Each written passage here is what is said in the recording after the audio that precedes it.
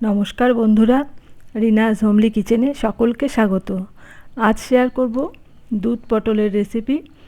গরম ভাতের সাথে খেতে খুব ভালো লাগে, খুব কম তেল মশলায় রান্নাটা হয়ে যায়। যে কোনো নিরামিষের দিনেও তোমরা এটা বানিয়ে নিতে পারো। তাহলে চলো দেখে নেওয়া যাক আমার আজকের রেসিপি দুধ পটল। দুধ পটল বানানোর জন্য এখানে আমি 400 গ্রাম পটল নিয়েছি, আর পটলগুলোকে খুব ভালো করে ধুয়ে নিয়েছি। আর এই দুধ পটল বানানোর জন্য একটু কচি পটল হলেই ভালো হয়। এখন পটলগুলোকে আমি খোসা ছাড়িয়ে নেব। একটা পিলার দিয়ে এইভাবে খোসাগুলো ছাড়িয়ে নিলাম। তারপর এই পটলের দুদিকের অংশটা কেটে বাদ দিয়ে দিলাম। এবার একটু করে দুই দিকে চিড়ে দিলাম। এইভাবে চিড়ে দিলে পরে নুন মিষ্টিটা ভালো মতন পটলের ভেতর ঢুকবে। সব কটা পটলকে আমি কেটে এইভাবে চিড়ে নিয়েছি, আর একবার ভালো করে ধুয়ে নিয়েছি।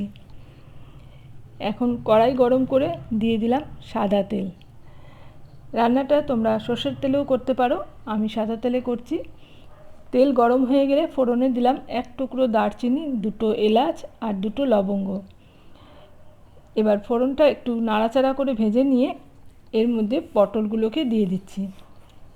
সব কটা পটলে একসঙ্গে দিয়ে দিলাম, দিয়ে একটু নাড়াচাড়া করে পটলটাকে প্রথমে ভেজে নেব।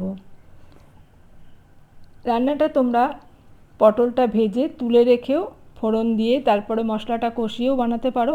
আমি খুব সহজভাবেই দেখাচ্ছি।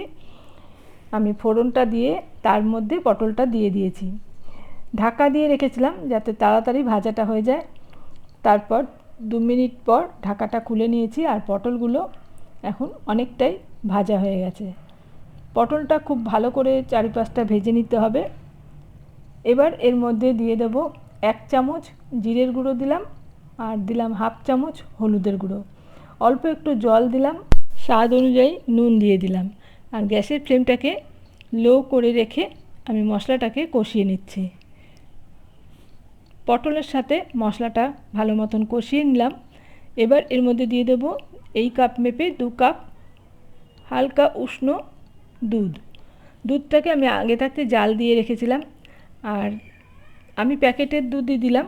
তোমরা চাইলে গুঁড়ো দুধও একটু হালকা গরম জলে গুলে দিতে পারো।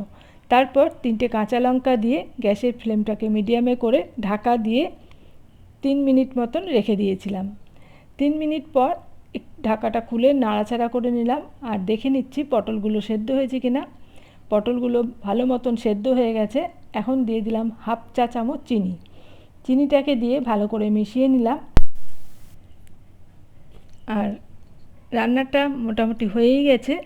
এই রকম ঝোলটা হবে, খুব ঘনও হবে না আবার খুব পাতলাও হবে না।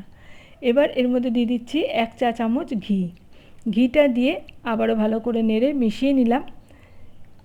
এবার গ্যাসের ফ্লেম অফ করে দেব, দিয়ে ঢাকা দিয়ে স্ট্যান্ডিং টাইমে রেখে দেব 5 মিনিট। 5 মিনিট পর আমি একটা সার্ভিং প্লেটে পটল তুলে নিচ্ছি।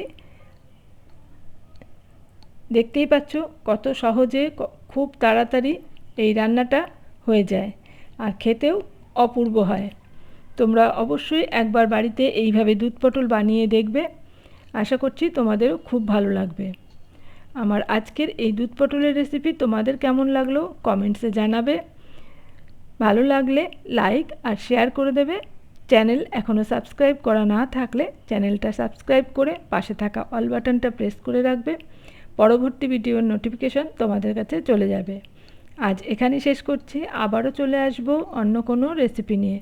এতক্ষণ আমার সাথে থেকে ভিডিওটা দেখার জন্য অসংখ্য ধন্যবাদ।